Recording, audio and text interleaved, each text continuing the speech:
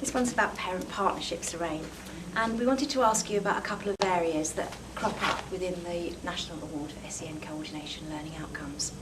One is around communication with parents, and the other one around consultation with parents. And some SENCOs feel that in their school, staff pay lip service to these areas and want to know how they can use their role to develop better communication and better consultation. I think it's really important that the SENCO leads on this in terms of through professional development or just sort of training sessions, that teachers are made aware of the importance of engaging with parents literally from day one. So I think what happens is we get children into nurseries and reception into early years, and that's part of their everyday practice. You know, parents are coming in, there's day-to-day conversation. If there are concerns, they're shared with the teacher, and it happens. Suddenly they go into year one, and the parents, there's a barrier put up, either by the parents or by the school. I'm not sure which way round. But it is really important that as soon as a teacher thinks there is an issue, or a child needs to have some additionality because of a need, the SENCO is involved. And at that point, I think the SENCO needs to be making sure that the teacher and the parent are working together, and the SENCO is involved at that level as well. At primary, that is difficult because obviously if the SENCO is full-time class-based, trying to get that time out is quite difficult. And then especially if you have parents' evenings where the SENCO is involved with their own class's parents' evening and is not available to speak to parents of children with special needs, who, the parent wants to talk to the SENCO, and anything you read says a parent should be talking to a SENCO. So I think whole school-wise, we need to make sure that the SENCO has, some time and facility to meet with parents. And they don't suddenly just meet with the SENCO when the child's up for a review meeting or when they're being statemented, or we need to make sure that parents going through the system know who the SENCO is and know what that SENCO can do to support them alongside the class teacher. Would you like to say anything more about the dilemmas that SENCOs can sometimes find themselves in when working with parents, when reviewing a child's progress and needs, etc.? One of the dilemmas that a SENCO can find themselves in, especially as we go through the assessment process, is the dilemma of being between a rock and a hard place. Because obviously from the school point of view, they want the best for the young person. You may have a parent who doesn't think the school is giving of their best and is looking for alternative provision. You have a local authority that is probably thinking in terms of funding and, we can't afford to do this for this child.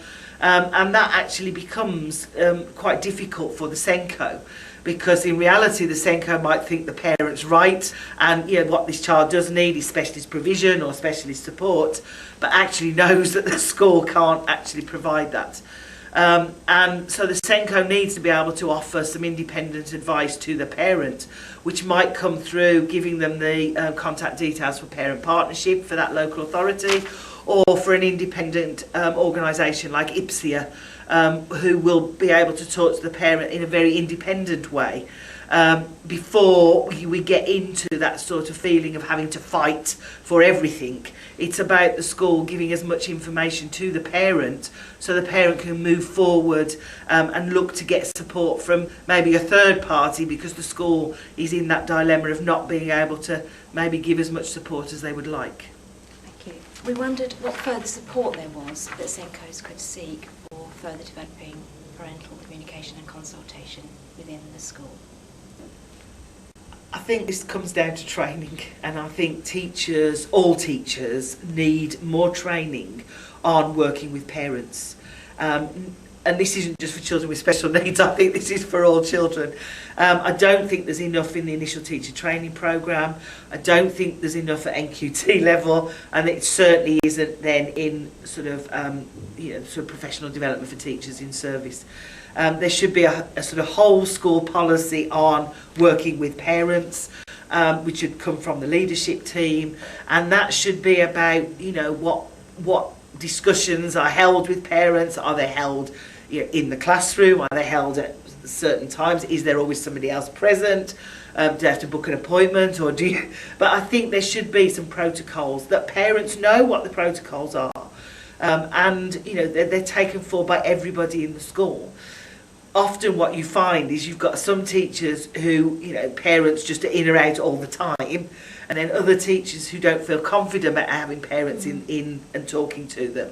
And if there's a whole school approach to that, that then, removes that sort of, well, in Mrs. So-and-so's class we were able to do this, and, parents, but it's about communication and sharing that information both between the staff and home.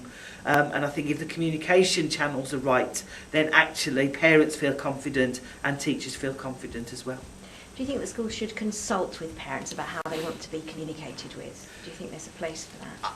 I think there's a place for that, and I think going forward, this was a way that our previous administration were looking at things, but I think it will be even more so under the new coalition government. I think they will be putting parents very much at the centre of their child's education, and schools will have to consult. And especially if we're going down to the more academies, more free schools, parents are going to have much more say in what they are expecting of their children, and schools are going to have to go along with that. And trying to do it through consultation and getting parents on board from the start would appear to me to be the ideal way to do that, rather than the barrier and we're doing it this way and we're not sort of consulting with you as to whether this is effective or not. Thank you, Lorraine.